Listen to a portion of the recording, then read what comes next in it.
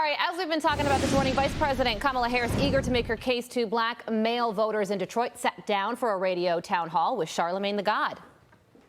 One of the biggest allegations against you is that you targeted and locked up thousands of black men in San Francisco for weed. Some say you did it to boost your career. Some say you did it out of pure hate for black men. Please tell us the facts. What's the facts of that situation? It's just simply not true. And what public defenders who are around those days will tell you, I was the most progressive prosecutor in California on marijuana cases and would not send people to jail for simple possession of weed. One of the biggest challenges that I face is mis and disinformation. Mm-hmm. It's purposeful.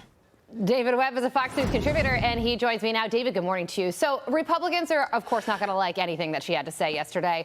Kamala Harris doesn't care about that. What she's trying to do is she's trying to convince black Democrats who are thinking about staying home or maybe toying with the idea of voting for Donald Trump to vote for her instead. So how effective do you think she was in that? Well, if she's looking to reach the non-base, she's not very effective. Something that's really important here, Carly, one, Charlamagne asked her for the facts. She didn't answer with the facts. But I would encourage everyone to do a side-by-side, if you will, by listening to or reading the questions asked of Kamala Harris versus the questions, and Tim Walz for that matter, and the questions asked of Donald Trump and J.D. Vance. What Charlamagne does here, and he's a great interviewer. He knows how to do the job if he wants to do it.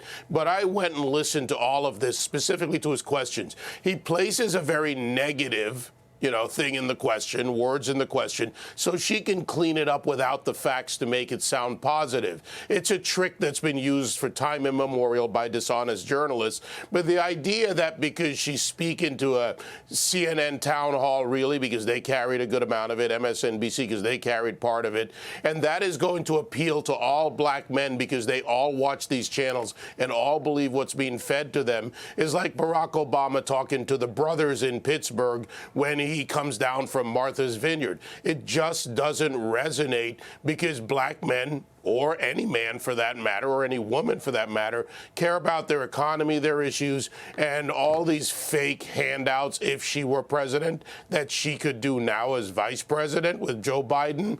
They're not there. So what are you actually saying? Well, yeah, and, David, let's look at the numbers when it comes to support. And the New York Times says that Kamala Harris has 78% of black support and Donald Trump has 15%. So he is doing better than the 8% that Republicans usually get. But, I mean, he's far from getting the majority here. So do you think overall, when it comes to this election cycle, Democrats are over-worried and Republicans are over-celebrating? I don't know if it's over-worried and over-celebrating as much as it's natural. We are now seeing, as Americans, what's really going on between policy and delivery and failure in the Biden-Harris administration. And the fact is that no matter what the numbers say in the polling, here are the numbers that matter. When a black man and a white man walk down the aisle of the grocery store, is there a pricing difference for them? When they go to the gas station, is there a pricing difference for them? Is there a pricing difference for you and I when we pull up at a gas station as a black man and a white woman? And I'm assuming, so you can self-identify otherwise, but we've known each other for some time.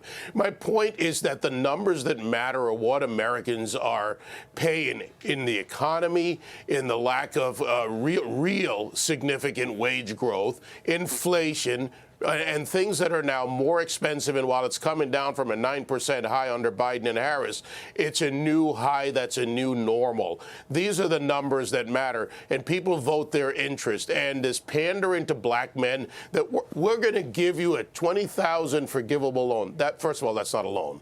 That's called a promised gift from government at your own expense, the taxpayer. So let's stop it. We're not that stupid in America. Yeah, well, she spoke to Charlamagne the God yesterday. She's going to be talking to Bret Baier today, so we will be listening out for what she has to say to Bret, 6 p.m. Eastern time. David, thank you so much for joining us. I'm Steve Doocy. I'm Brian Kilmeade. And I'm Ainsley Earhart. And click here to subscribe to the Fox News YouTube page to catch our hottest interviews and most compelling analysis.